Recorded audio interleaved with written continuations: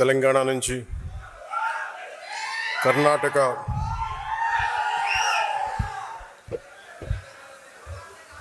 కేరళ, తమిళనాడు, దాదాపు ఈ రాష్ట్రాల నుంచి ఇంకా యూపీ కొన్ని చోట్ల కూడా ఎక్కువ సంఖ్య లేకపోవచ్చే కానీ అది ఒక 25-50 అవ్వచ్చేమో కానీ తెలంగాణలో మొదలెట్టిన జనసేన ప్రస్థానం అటు కేరళ, కర్ణాటక, మహారాష్ట్ర,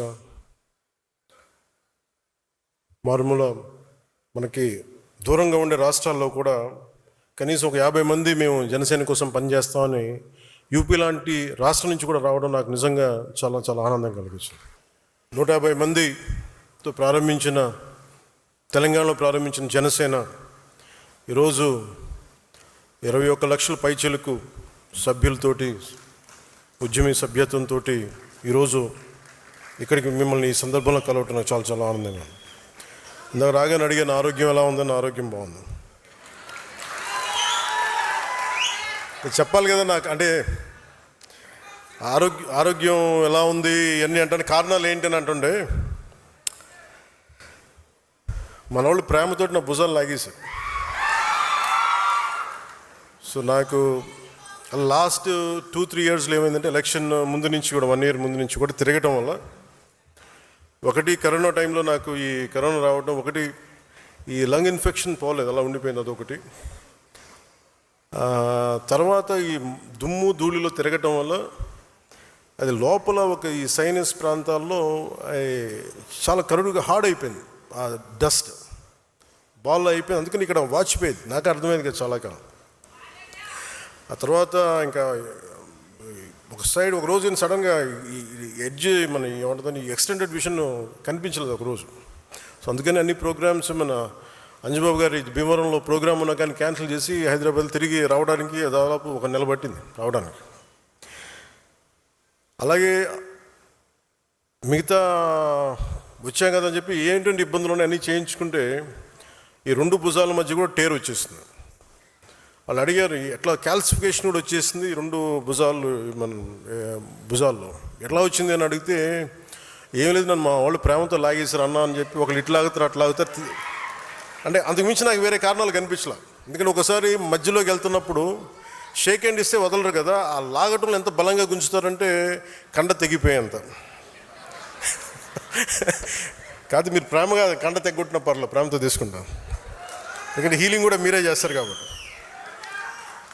సో ఫర్దర్గా అన్నీ బాగానే ఉన్నాయి. కానీ అలాగే చాలా సందర్భాల్లో కొంచెం వేర్ అండ్ టేర్ ఉంటుంది కదా, ఇన్ని జీవితంతో బతికిన తర్వాత ఆ స్పైనల్ ఇష్యూస్ ఉన్నాయి, కంప్రెషన్స్ ఉన్నాయి, ఒక 10-11 కంప్రెషన్స్ ఉన్నాయి, డిస్కంప్రెషన్స్.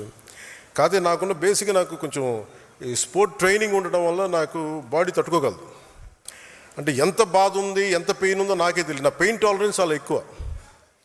అంటే లోపల తెగిపోయినా కానీ నాకు అర్థం కాదు, ఏదో ఇబ్బంది ఉంది ఇలా అనుకుని వెళ్ళిపోతూ ఉంటాను. తర్వాత టోటల్గా 2.5 ఇంచెస్ ఎలా కదులుతున్నావు అంటారు డాక్టర్స్. సో ప్రస్తుతానికి అన్నీ బాగానే ఉన్నాయి. I'll make sure with all your blessings I'll be all right. నా కోసం ప్రార్థించిన మీ అందరికీ కూడా పేరు పేరున ప్రతి ఒక్కరికి నా ధన్యవాదాలు. మీరు కాకపోతే ఇంకెవరిని ప్రేమిస్తాను నేను. అలాగే దీని తర్వాత అంటే కొంచెం ఒక 4 అంశాల మీద మాట్లాడుతాను. ఒకటి పార్టీ స్ట్రక్చర్ మీద. ఒక పుష్కర కాలం తర్వాత 12 సంవత్సరాలు తర్వాత పార్టీ స్ట్రక్చర్ ఎలా ఉండాలి, ఇది ఇప్పుడు పెట్టుకుంది కాదు. 2007లో ఇందాక మన తెలంగాణ నుంచి వచ్చిన మన భైరబాస సాంబశివుడు మాట్లాడింది. 10వ క్లాస్లో చూసి యూత్ వింగ్లో అప్పుడు ఎలా మాట్లాడానో అన్ని స్ఫూర్తి చెంది ఈరోజు మాట్లాడిన సాంబశివుడి మాటల గురించి చెప్తాను.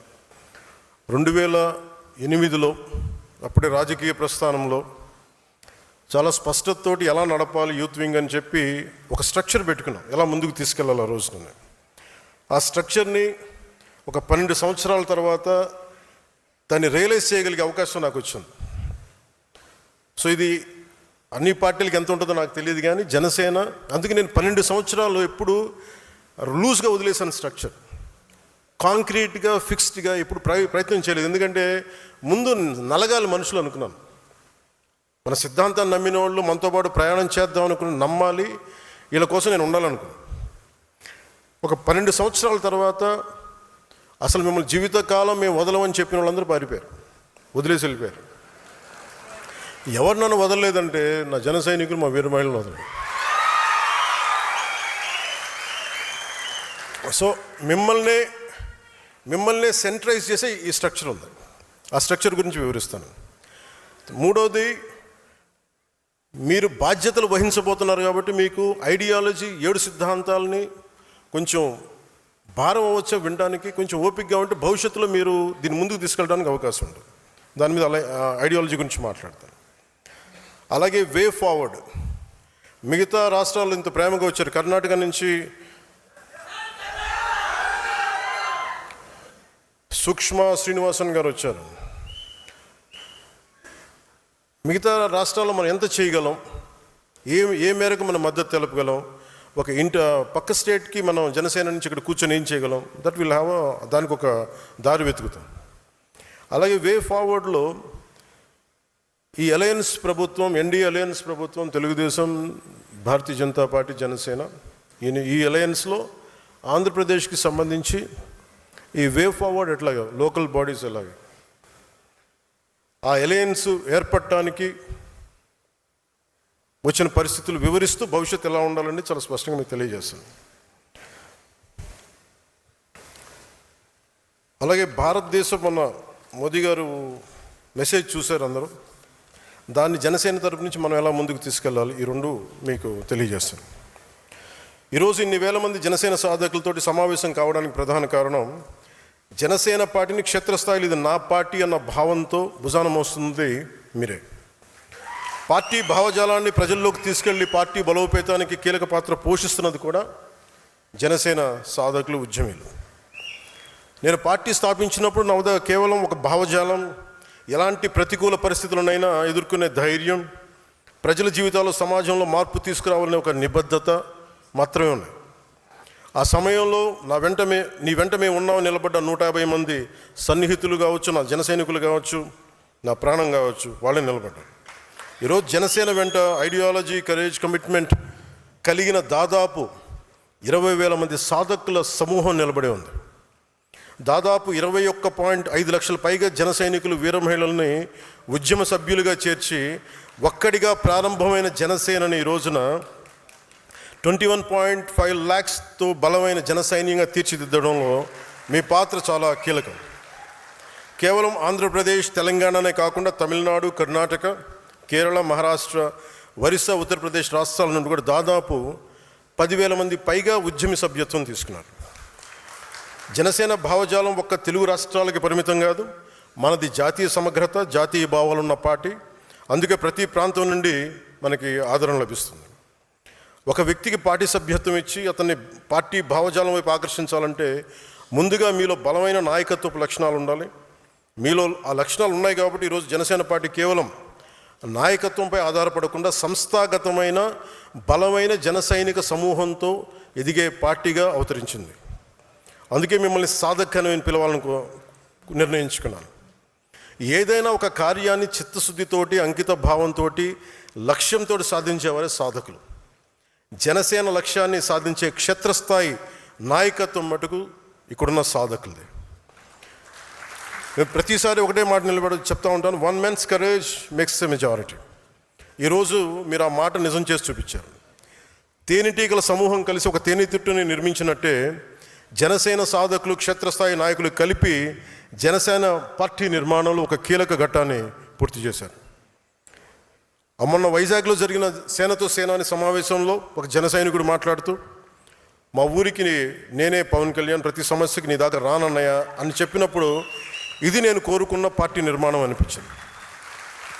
విజయనగరంలో హుస్సేన్ అని ఒక ముస్లిం యువ జన సైనికుడు కార్పొరేటర్గా పోటీ చేశాడు.